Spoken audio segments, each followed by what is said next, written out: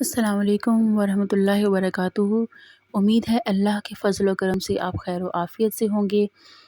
آج ہم آپ کے پاس بہت ہی بہترین اور اچھا وظیفہ لے کر آئے ہیں اولاد نرینہ سے متعلق۔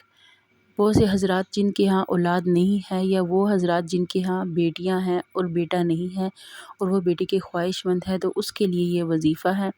سورۃ آل عمران کی آیت نمبر 38 ہے، ربی حب لی من لدنک ذریۃ طیبۃ انک سمیع الدعاء۔ پروردگار اپنی قدرت سے مجھے نیک و پاکیزہ اولاد عطا کر، تو ہی دعا سننے والا ہے۔ سورۃ آل عمران کی آیت نمبر 38 ہے یہ، اور یہ اس وقت کی دعا ہے جب مریم علیہ السلام اپنے محراب میں تازہ اور عمدہ پھل کھا رہی تھی، اور اس وقت زکریا علیہ السلام وہاں پہ تشریف لائے اور انہوں نے پوچھا کہ آپ کے پاس یہ کہاں سے آیا ہے؟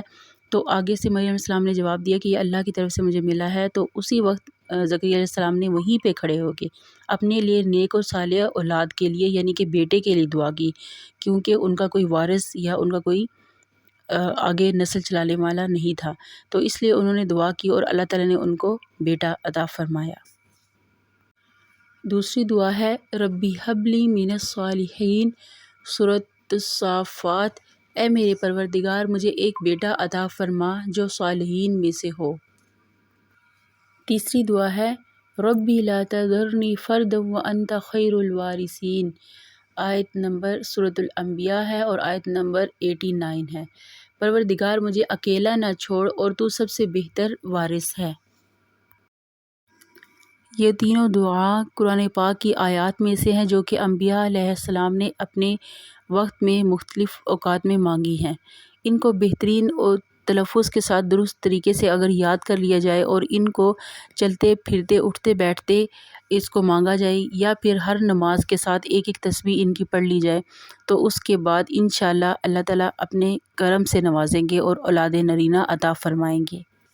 یقین جتنا پختہ اور کامل ہوگا اتنی ہی دعا جلد رنگ لائے گی۔ تو بہتر یہ ہے کہ قرآن پاک کی ان آیات کو اچھے طریقے سے یاد کر کے ان کو اپنی تسبیح میں شامل کیا جائے، اور اس کے بعد انشاءاللہ اولاد نرینہ ضرور حاصل ہوگی۔